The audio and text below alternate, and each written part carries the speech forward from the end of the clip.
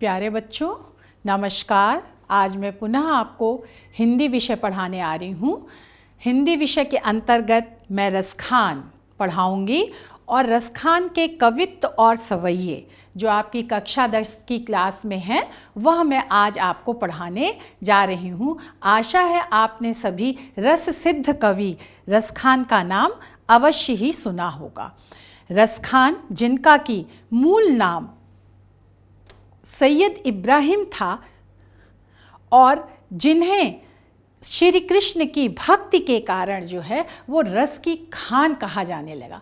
उनके अंतर्गत श्री कृष्ण की भक्ति का रस इतनी तीव्रता से प्रवाहित हो रहा था कि उन्होंने खुद ही अपने को रसखान कह लिया। और जैसा कि आप इस चित्र में देख रहे हैं कि वो किसके भक्त थे? श्री कृष्ण के भक्त थे। रसखान की ये छवि है ना। रसखान क्योंकि पठान परिवार से, शाही खानदान से संबंध थे, इसलिए यह उनकी ये छवि दिखती है। लेकिन जब वो श्री कृष्ण की भक्ति में आप्लावित हो गए, डूब गए, तब उन्होंने उनकी जो छवि है वो यह हो गई कि उन्होंने अपना पूरा जीवन जो है वो श्री कृष्ण की भक्ति में अर्पण कर दिया, समर्पण कर दिया। श्री कृष्ण के वो शरणागत हो गए। जैसा कि आपको पता ही है कि उनका मूल नाम सैयद इब्राहिम था, तो नाम से ही स्पष्ट हो जाता है कि वो इस्लाम धर्म को मानने वाले थे।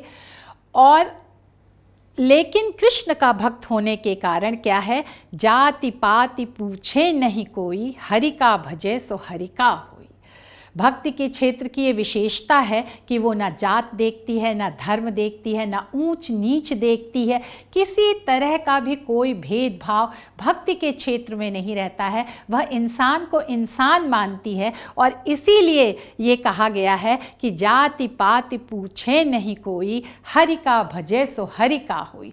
जो ईश्वर को भजता है वो ईश्वर का ही हो जाता है। फिर उसकी कोई जाति पात, अमीरी गरीबी, स्त्री पुरुष, धर्म संप्रदाय कुछ भी नहीं रह जाता है। तो रसखान इस मार्ग के अनुयायी थे, इस भक्ति के पथ पर चलने वाले थे।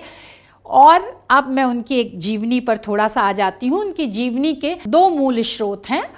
एक तो जो मूल है जिसमें उन्होंने अपने बारे में खुद कुछ कहा है, और एक उन कथनों के आधार पर जो है उनका जीवन परिचय दिया गया है। तो रसखान ये दिल्ली के एक पठान सरदार थी और इन्होंने प्रेम वाटिका जो कि उनकी एक रचना थी उसमें अपने को शाही खानदान का कहा है। शाही खानदान मतलब राजवंश से संबंधित थे। और कहा है, देखी गदर हित साहिबी दिल्ली नगर मसान, छिनहि बादशाह बंस की ठसक छाड़ी रसखान।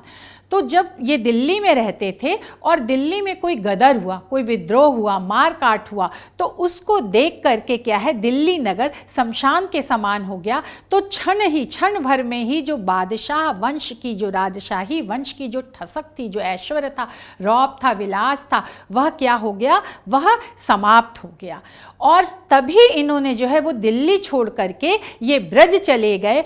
और इससे पहले भी ये कैसे शाही परिवार से संबंधित थे, लेकिन कैसे ये श्री कृष्ण के भक्त हो गए।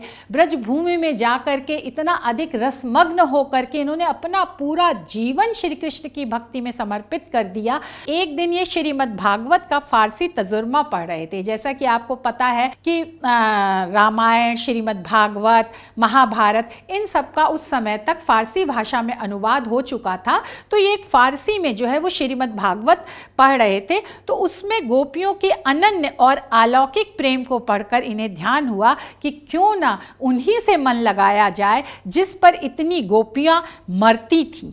इसी बात पर ये वृंदावन चले आए और प्रेम वाटिका के इस दोहे का संकेत इसी घटना की ओर विद्वान बताते हैं।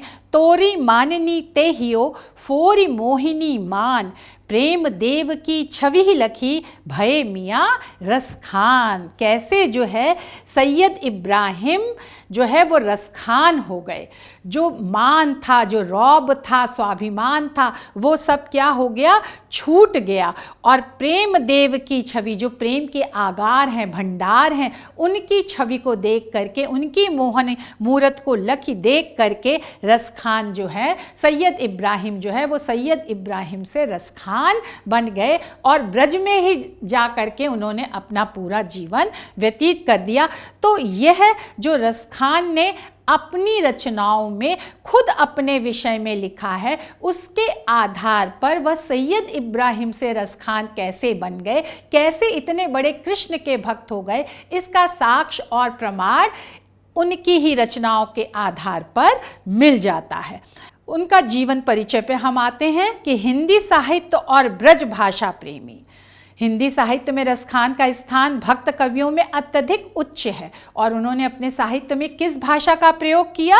उन्होंने अपने साहित्य में ब्रज भाषा का प्रयोग किया। हिंदी साहित्य है ये और ब्रज भाषा है। कृष्ण के भक्त थे, ये हम बता ही चुके हैं। और मुसलमान कवियों में, इस्लाम धर्म को मानने वाले कवियों में रसखान का स्थान अग्रगण्य है, सबसे आगे है। और विद्वानों द्वारा इनका मूल नाम सैयद इब्राहिम माना जाता है।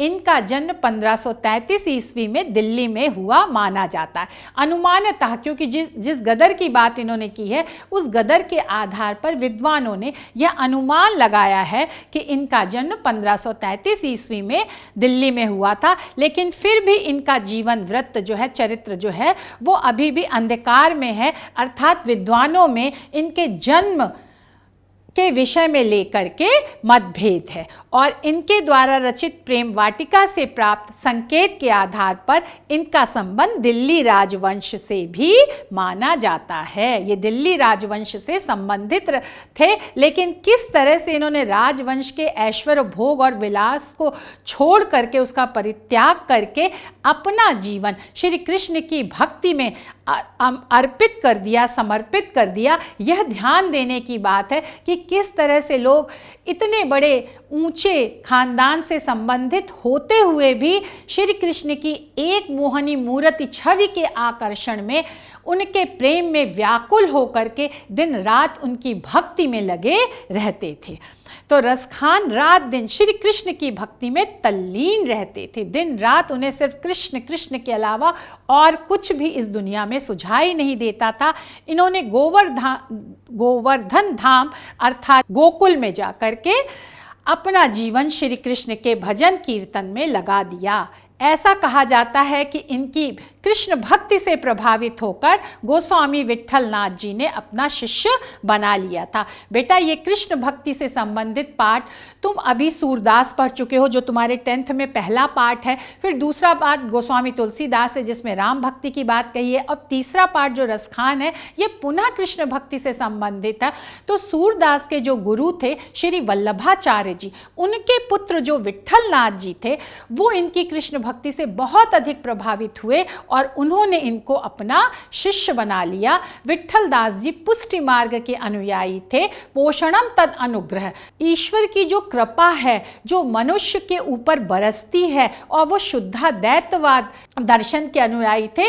तो उसी मत में इन्होंने रसखान को दीक्षा दी थी और अपना शिष्य बना लिया था। स्वामी विट्ठलनाथ जी ने वल्लभ संप्रदाय के अंतर्गत पुष्टि मार्ग में दीक्षा ली और वैष्णव धर्म में दीक्षा लेने पर, वैष्णव धर्म तुम्हें पता ही है, जो विष्णु भगवान के अनुयायी होते हैं, और उनके अवतार कौन थे? भगवान श्री कृष्ण थे। तो इसलिए क्या कहा जाता है कि विष्णु के ही अवतार श्री कृष्ण, इसलिए श्री कृष्ण की भक्ति करने पर वह सब वैष्णव धर्म के अंतर्गत आ जाता है। और वैष्णव धर्म में दीक्षा लेने पर इनका जो लौकिक प्रेम था, इनका संसार के प्रति जो प्रेम था, संसार के प्रति जो आकर्षण था, वह सांसारिक आकर्षण जो है वो आध्यात्मिक प्रेम में बदल गया, अलौकिक प्रेम में बदल गया। और इस तरह रसखान श्री कृष्ण के अनन्य भक्त बन गए। श्री कृष्ण के अलावा उन्होंने अन्य किसी देवी देवताओं की उपासना नहीं की है, पूजा नहीं की है,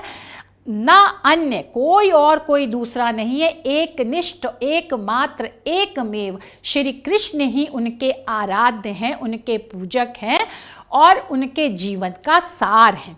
तो ऐसी मान्यता है कि प्रेम वाटिका 1614 ईस्वी में इनकी अंतिम काव्य कृति है और इसके कुछ समय बाद ही इनका क्या हो गया, इस रचना के कुछ समय बाद ही 1618 में इनकी ईस्वी में इनकी मृत्यु हो गई।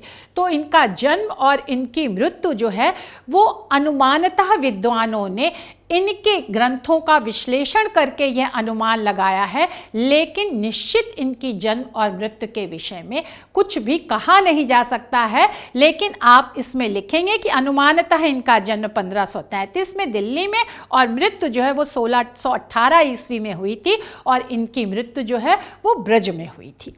अब बेटा हम रसखान के साहित्यिक परिचय पर आते हैं कि रसखान का साहित्य के क्षेत्र में क्या अमूल्य योगदान है, उन्होंने अपनी रचनाओं के द्वारा हिंदी साहित्य जगत को क्या दिया है। तो सबसे पहले तो श्री कृष्ण की भक्ति है ना, श्री कृष्ण भक्ति के वो अमूल्य निधि हैं। दूसरा, उनकी जो भक्ति है वो पूर्णतः तन्मयता की है। तीसरा, उन्होंने कविता का सृजन किया है, उन्होंने काव्य का सृजन किया है और इनका अरबी और फारसी भाषा पर इनकी बहुत अच्छी पकड़ थी। इसके साथ ही साथ इन्होंने जो है वो ब्रज भाषा का तो इन्हें गहन ज्ञान था ही था। काव्य और पिंगल शास्त्र मतलब छंद शास्त्र और कविता से संबंधित जितने तत्व हैं, काव्य सौंदर्य के तत्व, उन सब का और छंद शास्त्र का इन्होंने गहन मतलब गहरा अध्ययन किया था। बहुत इन्होंने स्वाध्याय किया था। अत्यंत भावुक प्रवृत्ति के थे, भावुक संवेदनशील थे। इसी संवेदना के कारण ही वह श्री कृष्ण के प्रेम में इतने अधिक डूब गए, क्योंकि श्री कृष्ण का माधुर्य, श्री कृष्ण का आकर्षण, जैसा कि उनके नाम से स्पष्ट है, कर्ष्यति इति कृष्ण, जो अपनी ओर आकर्षित कर लेता है। और आकर्षण किसमें होता है? जो संवेदनशील होता है, जिसके दिल दिमाग पर ये सुंदर बातें अपना असर डालती हैं। तो इसीलिए कहा गया है कि वो अत्यंत भावुक प्रवृत्ति के थे।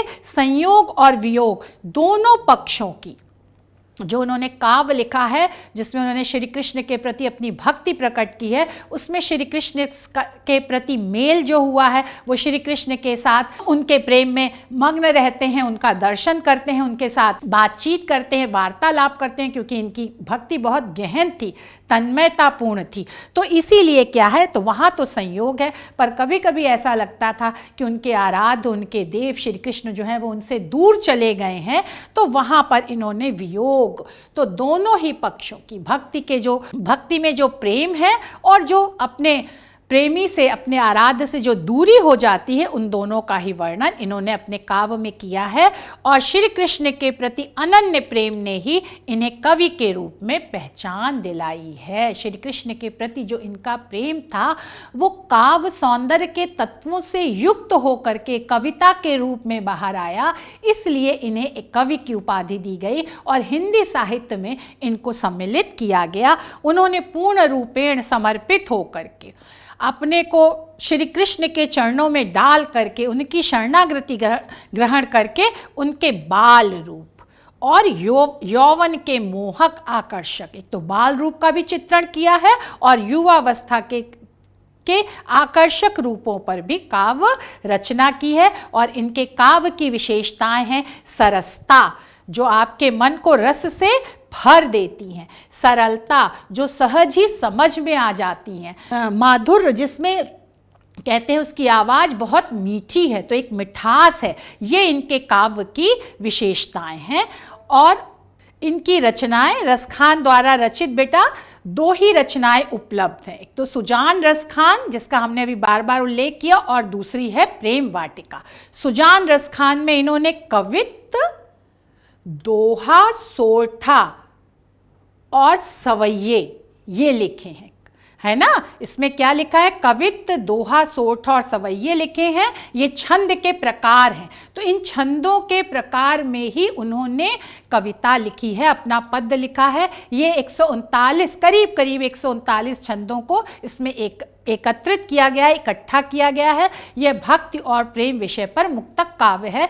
मैं पहले के भी अध्याय में आपको बता चुकी हूँ कि प्रबंध काव्य के दो भेद होते हैं, है ना। एक प्रबंध काव्य, और जिसके अंतर्गत जो है वो एक प्रबंध काव्य हो गया, एक खंड काव्य हो गया, और फिर जो उसका दूसरा भेद क्या होता है वो मुक्तक काव्य होता है। मुक्तक काव्य में जिसमें कि किसी विशेष भाव को लेकर के ही कवि अपनी रचनाएं करता है, जिसमें ऊपर की पंक्तियों का नीचे की पंक्तियों से, पद से, कविता से कोई संबंध नहीं होता है। इसमें पूर्वापर का संबंध नहीं होता, इसमें कोई विशेष घटना नहीं होती, कोई विशेष चरित्र नहीं होता।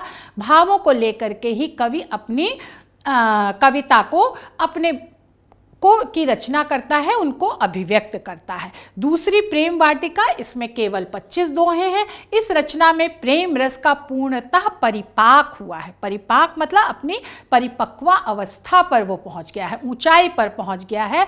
और रसखान की समग्र रचनाएं कृष्ण भक्ति और ब्रज के प्रेम से जो हैं लिप्त हैं, भरी पूरी हैं, उसी में डूबी हैं। अब हम इनकी भाषा शैली पर आते हैं कि इनकी कविता में जनसाधारण, जो आम आदमी बोलता था, उस भाषा का प्रयोग हुआ है। जो आम आदमी जो ब्रज भाषा बोलता था, जिससे कि उनके काव्य को आम आदमी बहुत अच्छी तरह से समझ लेता था, उसमें निहित भावों का वह रसास्वादन कर पाता था। इसलिए इनकी भाषा का स्वरूप सरल, आसानी से समझ में आने के योग्य है और सहज है। सहज मतलब जो आम बोलचाल की भाषा होती है, जो मनुष्य के अंदर से स्वाभाविक रूप से निकलती है, तो वह सहजता है। तो अनेक स्थानों पर इन्होंने अपने काव्य में जो है वो मुहावरों का प्रयोग, प्रचलित मतलब जो चलन में थे, जो उपयोग में थे, जिनका लोग प्रयोग करते थे, है ना, उन मुहावरों का भी अपनी रचनाओं में प्रयोग किया है। दोहा, कवित्व और सवैया, तीनों छंदों पर इनका पूरा अधिकार था, इसकी बहुत अधिक इन्हें जानकारी थी। और रसखान के सवैये आज भी कृष्ण भक्तों के लिए कंठहार बने हुए हैं। गले में हार पहनते हैं तो उससे क्या होता है, वो हार हम तभी पहनते हैं जब हमें वो बहुत सुंदर लगता है। तो ऐसे ही रसखान के सवैये जो हैं वो आज भी ब्रज में कृष्ण भक्तों को बहुत अधिक सुंदर, बहुत अधिक आकर्षित करते हैं, और वो आज भी रसखान के सवैयों को गुनगुनाया करते हैं, गाया करते हैं, और उनको गुनगुना और गा करके कृष्ण की भक्ति में अपने को तन्मय कर देते हैं। और अलंकारों के प्रयोग से इन्होंने अपने काव्य में अलंकारों का भरपूर प्रयोग किया है, जिससे भाषा का सौंदर्य बहुत अधिक बढ़ गया है। इनकी शैली जो है वो सरल है, आसानी से समझ में आती है और परिमार्जित है, साफ सुथरी है, उसका एक मानक है, वो उच्च कोटि की है। शैली मतलब तरीके, किस तरह से उन्होंने अपनी, किस प्रक्रिया के द्वारा, किस तरीके से उन्होंने अपनी कविता को व्यक्त किया है। तो यह भाषा शैली हो गई। मेन मुख्य बात है बेटा कि उन्होंने जनसाधारण योग्य भाषा का प्रयोग किया है, और ब्रज भाषा के जो शब्द हैं वो सहज हैं, सरल हैं, जो प्रचलित हैं। उनकी भाषा में कहीं कहीं मुहावरों का भी प्रयोग आया है। उन्होंने प्राचुर्यता से अलंकारों का प्रयोग किया है, और जो शैली है वो उनकी क्या है बेटा, एक उच्च कोटि की है, साफ सुथरी है, स्निग्ध है। ये हो गया। फिर साहित्य में बेटा स्थान, कृष्ण भक्त कवियों में रसखान का बहुत महत्वपूर्ण स्थान है, क्योंकि उनकी भक्ति बहुत उच्च कोटि की है। उसमें कहीं भी लौकिकता का लेश मात्र भी आभास नहीं है, उसमें कहीं द्वैध नहीं है। जो कुछ है वो उनके लिए एकमात्र श्री कृष्ण ही है। तभी तो भारतेंदु ने भक्तों की भक्ति से प्रभावित होकर के कहा था कि इन मुसलमान हरिजनन पे कोटिन हिंदू वारिये। ये जो मुसलमान भक्त हैं ये इतने श्रेष्ठ उच्च कोटि के हैं, इनकी भक्ति इतनी प्रगाढ़ है कि करोड़ों हिंदू भी ऐसी भक्ति नहीं कर सकते, और ऐसे करोड़ों हिंदू इनकी भक्ति की तन्मयता के ऊपर निछावर करते हैं हम। तो इसीलिए इनका क्या है बेटा, बहुत महत्वपूर्ण स्थान है। उनकी तन्मयता, तन से, शरीर से, मयता, मन से, वो पूर्णता, अपने भावों से कृष्ण के प्रति उनकी इतनी आकुलता थी, व्याकुलता थी, आसक्ति थी, प्रेम था, उल्लास, प्रसन्नता थी, है ना। तो जितने सुंदर भाव हमारे हृदय में होते हैं, उन सारे सुंदर भावों को लेकर के उन्होंने कृष्ण भक्ति की है और कृष्ण की रचनाएं करी हैं। तो इसीलिए उनकी भाषा में क्या है, मार्मिकता है। मार्मिकता वो हमारे मर्म को छू लेती है, हृदय को क्या कर लेती है, स्पर्श कर जाती है। और शब्दों के चयन, चयन मतलब चुनने के लिए, और व्यंजक शैली, उनकी भाषा में मार्मिकता है, शब्दों के चयन में भी मार्मिकता है। और जो शैली उन्होंने प्रकट की है, जिन शैली के माध्यम से उन्होंने अपनी कविता लिखी है, वो भी क्या है, बहुत हृदय स्पर्शी है। उनका स्थान कृष्ण भक्त कवियों में अत्यंत महत्वपूर्ण है। इनकी भक्ति हृदय की मुक्त साधना है। मुक्त साधना है मतलब स्वतंत्र हैं वो बिल्कुल, इसीलिए उनका काम मुक्तक भी है और उनकी भक्ति भी जो है वो हृदय की मुक्त साधना है। उनका हृदय किसी रीति रिवाज, परंपराओं, प्रथाओं में जकड़ा नहीं था, बल्कि उनके हृदय से श्री कृष्ण के प्रति जो सुंदर उद्गार निकलते थे, उसी को लेकर के उन्होंने अपनी रचना की है। इसीलिए रसखान को स्वच्छंद काव्यधारा के अंतर्गत लिया जाता है, क्योंकि स्वच्छंद काव्यधारा में कवि जो है वो अपनी स्वानुभूति को, आत्म अभिव्यंजना को अपने शब्दों में प्रकट करता है। वो किसी चली आती हुई लीक, प्रथा और परंपरा का अनुकरण, अंधानुयायी नहीं होता है, बल्कि अपने हृदय के स्वतंत्र भावों को अपनी ही तरह से व्यक्त करता है। इसीलिए उनकी भक्ति को क्या कहा गया है, हृदय की मुक्त साधना कहा गया है। और इनका श्रृंगार वर्णन जो है वो भावुक हृदय की उन्मुक्त अभिव्यक्ति है, स्वतंत्र प्राकट्य है। उनके हृदय में जो भी श्रृंगार का आधार क्या है, प्रेम है, चाहे वो लौकिक प्रेम हो चाहे अलौकिक प्रेम हो। उनका लौकिक प्रेम अलौकिक प्रेम में बदल गया था, तो तब वो शांत रस के अंतर्गत आ गया। लेकिन प्रारंभ में जब कोई भी कवि अपने कविता में अपने आराध्य के प्रति प्रेम में अत्यधिक डूब जाता है, तो प्रारंभ में उनका जो है वर्णन वो श्रृंगार वर्णन के अंतर्गत भी ले लिया जाता है। तो यह श्रृंगार वर्णन जो उनका संवेदनशील हृदय है उसका स्वतंत्र प्राकट्य है, और इनके काव्य इनके स्वच्छंद मन के सहज उद्गार है, प्रकटीकरण है, सहज है, स्वाभाविक है।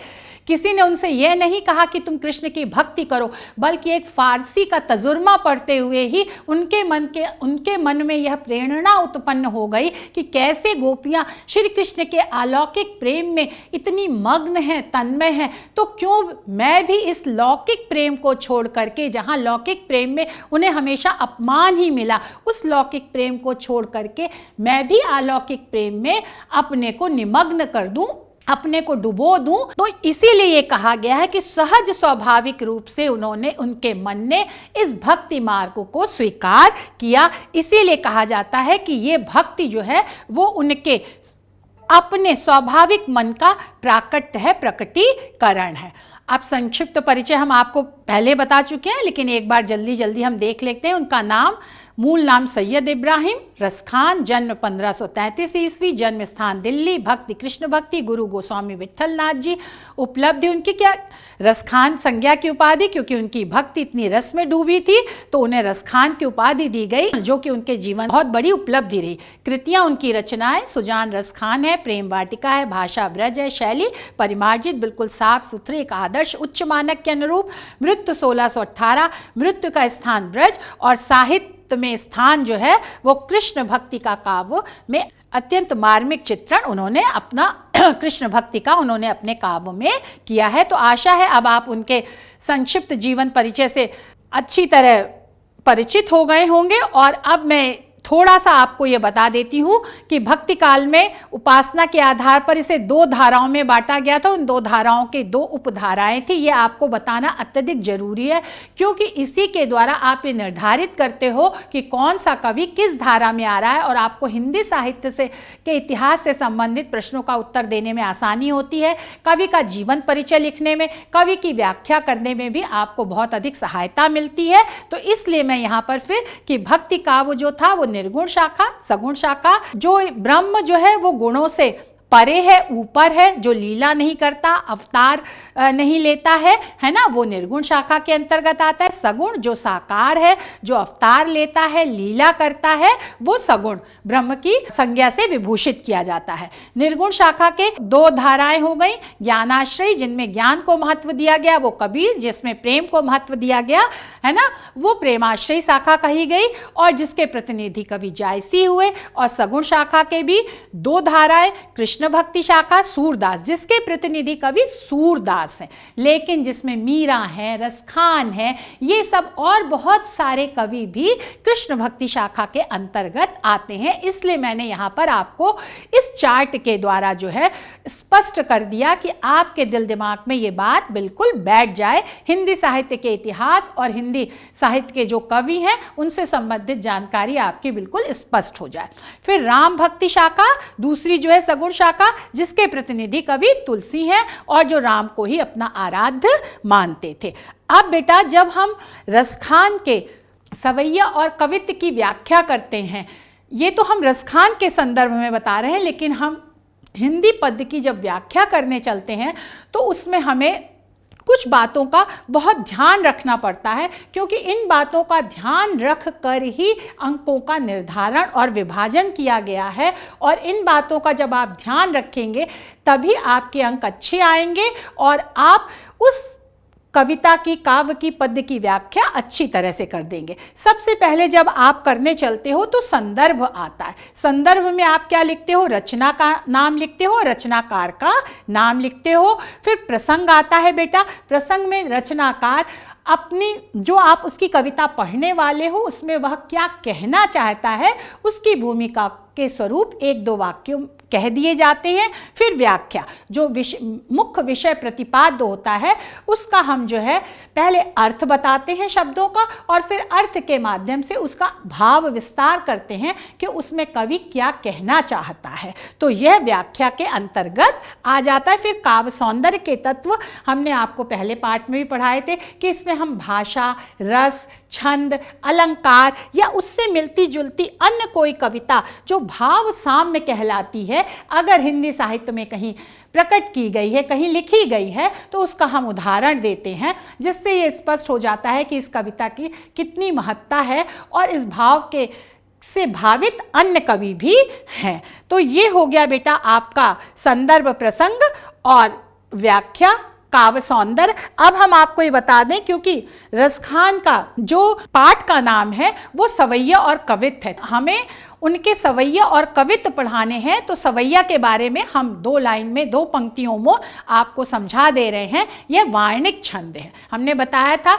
कि छंद 2 प्रकार के होते हैं, वार्णिक और मात्रिक। जहाँ मात्राओं को गिन करके छंद का निर्धारण किया जाता है वो मात्रिक है, जहाँ वर्णों को गिन करके, अक्षरों को गिन करके छंदों का निर्धारण किया जाता है वो वार्णिक छंद है। तो सवैया वार्णिक छंद है जिसमें 22 से लेकर 26 तक के वर्ण तक के छंद को सवैया कहते हैं। सवैया में क्या है बेटा, 22 से लेकर के 26 तक अक्षर आते हैं और इनके चारों पदों में तुक मिलना चाहिए। और ये अनेक प्रकार के होते हैं, मतंगैंद, दुर्मिल, नदिर, चकोर, किरीट आदि, लेकिन इनके प्रकारों से आपका कोई मतलब नहीं है। आप ये समझ लीजिए कि इनके चारों पदों में अंत में तुक मिलना चाहिए और इसमें 22 से लेकर 26 वर्ण तक आते हैं। फिर दूसरा कवित्व है, ये भी वार्णिक छंद है। इसमें 4 चरण होते हैं और प्रत्येक चरण में 16-15 के विराम से 31 वर्ण होते हैं, है ना। और प्रत्येक चरण के अंत में गुरु वर्ण का, दीर्घ वर्ण का आना अत्यधिक आवश्यक है। छंद की गति को ठीक रखने के लिए 8, 8 और 7 वर्णों पर यति, यति मतलब विराम देते हैं कि कहाँ हमें रुकना है, जिससे उस काव्य के पाठन की लय जो है वो बनी रहे, उसमें कहीं अवरोध ना आए। तो यह हो गया आपका सवैया और कवित्व छंद। अब हम बच्चों मूल प्रतिपाद्य पे आते हैं, जिसमें हम रसखान का पहला सवैया ले रहे हैं, जिसमें अभी हमने आपको बताया कि संदर्भ। संदर्भ आप कैसे लिखेंगे कि प्रस्तुत पंक्तियां हमारी पाठ्य पुस्तक हिंदी के पद्य खंड के रसखान द्वारा रचित क्या है, सवैया या कवित्व नामक पाठ से ली गई हैं। और प्रसंग क्या लिखेंगे बेटा, जब हम ये व्याख्या पढ़ते हैं तो उस व्याख्या को पढ़ने के बाद हमारे मन में जो उसकी एक भूमिका आती है, प्रस्तावना आती है, उसको हम एक लाइन में कह देते हैं। जैसे प्रस्तुत पंक्तियों में कवि रसखान ने अपने आराध्य श्री कृष्ण के प्रति अनन्य प्रेम को प्रकट किया है। श्री कृष्ण के अलावा उनका कोई भी कुछ नहीं है, और न केवल इस जन्म में बल्कि अगले जन्म में भी उन्होंने ये प्रार्थना की है कि मैं श्री कृष्ण का ही भक्त बनूं। अब हम बेटा सवैया जो व्याख्या पद्यांश 1 है हम उस पे आते हैं। मानुष हो तो वही रस खान, बसो ब्रज गोकुल गांव के ग्वारन। जो पशु हो तो कहाँ बस मेरो, चरो नित नंद की धेनु मझारन। पाहन हो तो वही गिर को, जो धर्यो कर छत्र पुरंदर धारन।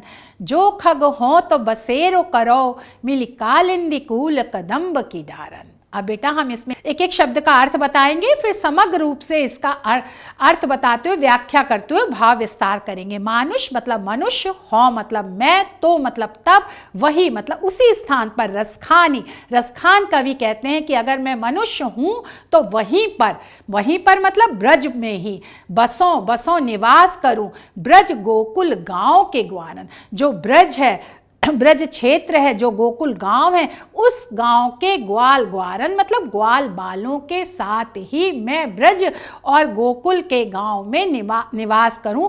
अगर मेरा अगला जन्म मनुष्य का हो और अगर मैं अगले जन्म में पशु हूं, है ना, तो मैं कहाँ बस मेरो, कहाँ बस मतलब निवास, मेरा कहाँ निवास स्थान हो, मैं कहाँ रहूं। चरो नित नंद की धेनु मझारन। चरो मतलब घास खाऊं, नित मतलब रोज प्रतिदिन, नंद बाबा की धेनु गायों के, मझारन मतलब बीच में, क्योंकि नंद बाबा की गायों को चराने कौन ले जाता था, श्री कृष्ण ले जाते थे। तो अगर मैं नंद बाबा की गाय बन करके अगला जन्म लूंगा तो नित्य प्रति सुबह से शाम तक मैं श्री कृष्ण के साथ ही रहूँगा। और पाहन हो तो वही गिर को, और अगर मैं पत्थर हूँ तो मैं उसी पर्वत का पत्थर हूँ जिसको, जो मतलब जिसको धर्यो मतलब धारण किया था, कर मतलब हाथ में, छत्र मतलब छाते की तरह, पुरंदर धारण। जैसे जब उन्होंने भगवान श्री कृष्ण को इंद्र का गर्व चूर चूर करना था, उसने बहुत वर्षा की थी, तो गोकुल गांव के लोगों की रक्षा करने के लिए उन्होंने गोवर्धन पर्वत को अपनी तर्जनी पर उठा लिया था। तो वो कहते हैं कि उसी पहाड़ का मैं पत्थर हूँ जिस पहाड़ को श्री कृष्ण ने अपनी उंगली पर धारण किया था, जिससे मैं नित्य प्रति श्री कृष्ण का दर्शन करता रहूँगा और उनकी समीपता का अनुभव करता रहूँगा। जो खग हो तो बसेरो करो, और अगर मैं पक्षी हूँ तो मैं कहाँ निवास करूँ, खग मतलब पक्षी, बसेरो मतलब निवास करूँ। मिली कालिंदी कूल कदम्ब की डारन। कालिंदी मतलब यमुना, कूल मतलब किनारा, कदम्ब की वृक्ष की डाल पर, डार मतलब डाल, शाखा। तो मैं अगर अगले जन्म में पक्षी हूं तो मैं यमुना नदी के किनारे जो कदम्ब का वृक्ष हो, उस कदम वृक्ष की शाखा पर ही मेरा निवास स्थान हो। मैं वहीं पर आश्रय लूं, वहीं पर रहूं, जिससे मुझे, क्योंकि श्री कृष्ण भगवान नित्य ही कदम्ब के वृक्ष के नीचे आकर के मुरली वादन करते हैं, वो वहीं रहते हैं, तो मैं उनका दर्शन भी करूंगा और उनकी मुरली की मधुर ध्वनि का आस्वादन भी करूंगा। तो मेरी ये हार्दिक इच्छा है कि मैं अगले जन्म में भी श्री कृष्ण का साथ ही पाऊं, उनकी समीपता करूं, उनकी भक्ति करूं। अब जैसा कि मैंने आपको बताया, इसके बाद काव्य सौंदर्य पर आते हैं। इनकी भाषा ब्रज है, रस शांत है, क्योंकि इसमें श्री कृष्ण के प्रति भक्ति भाव प्रदर्शित किया है, तो रस शांत हो गई।